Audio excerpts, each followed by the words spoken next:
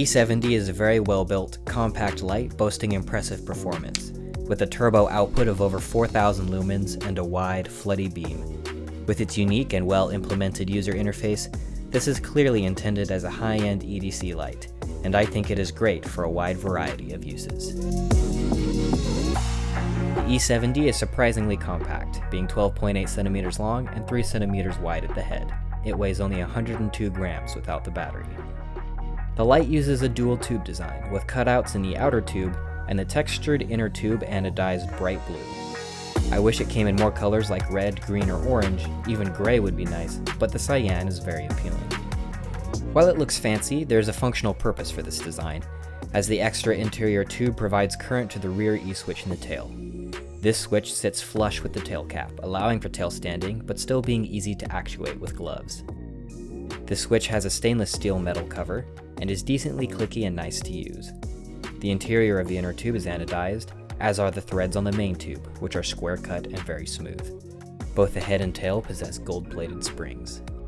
There are cutouts around the tail cap that allow for attaching the lanyard and the pocket clip, which is a thin steel clip secured by 2 screws. It's actually much sturdier than it looks, but is not nearly as cool as the design used on the stainless steel and titanium versions of the light.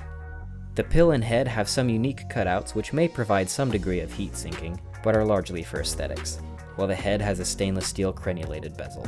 Below the bezel sits a nice piece of mineral crystal glass with anti-reflective coating, which protects the textured aluminum reflector and a Cree XHP70.2 LED. This light is available in both 6500K and 5000K color temperatures. An optional inclusion is the 21700 cell, which has a small USB charging port and indicator LEDs towards the head. This cell has a claimed 5100 mAh of capacity and can actually be used as a power bank. The E70 is a pretty tough light, being rated for a 1 meter drop and having an IP68 waterproof rating. It definitely seems quite durable, and I don't have any worries about reliability or longevity. Overall, the build of this light is very nice. It feels great, is well machined, and looks very cool.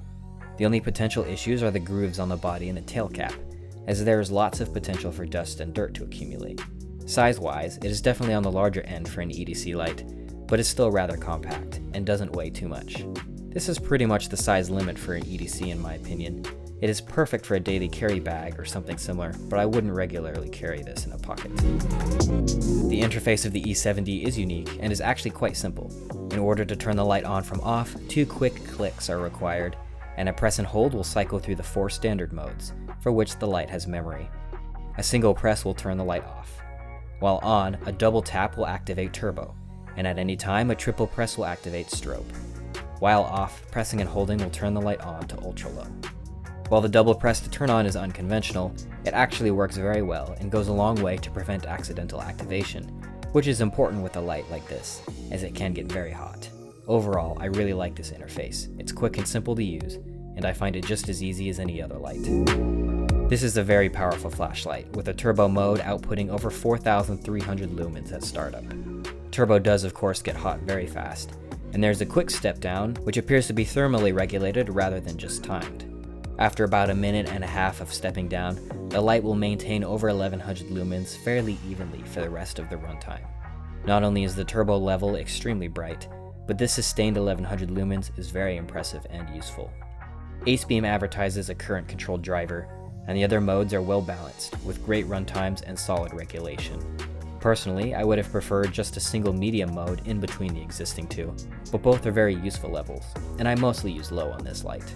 There is no PWM to be found in any of the modes, and runtimes are pretty long.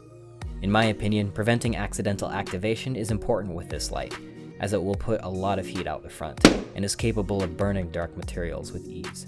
Because of this, the E70 should be handled with care. It is not a toy. When set to turbo, the light will nearly get too hot to hold as it steps down, so I wish there was more heat sinking on the head to alleviate this. The XHP70.2 emitter in this light has a temperature of 5000K and a CRI of 70.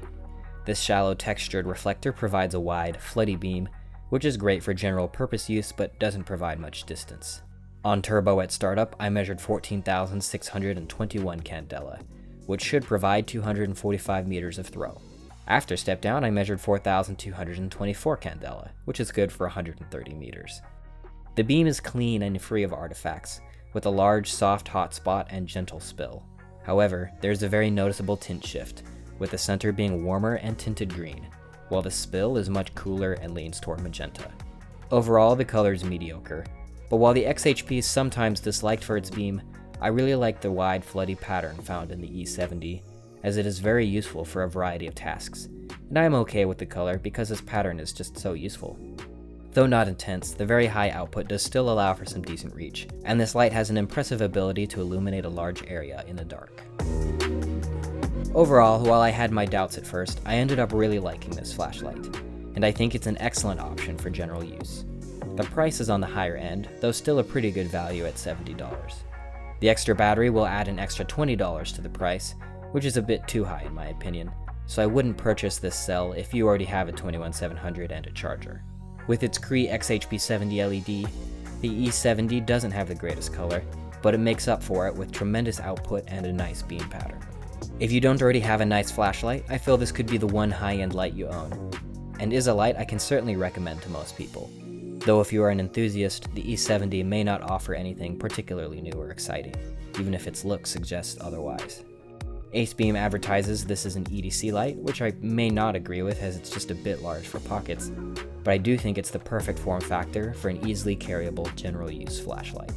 Ultimately, this is just a well-made, very useful tool that is fun to carry, and if you are interested in purchasing this light, I will happily recommend it. I actually forgot to put this in my script and I already edited the early parts of the video, but I do have an affiliate link for Acebeam products. You can assume I'm biased if you want, but all the test results and opinions shown here are my own. Well, that's all for this one. If you liked it, please consider subscribing for more reviews and stuff. If you have any questions or suggestions, please leave them in the comments below. Alrighty, see you in the next video.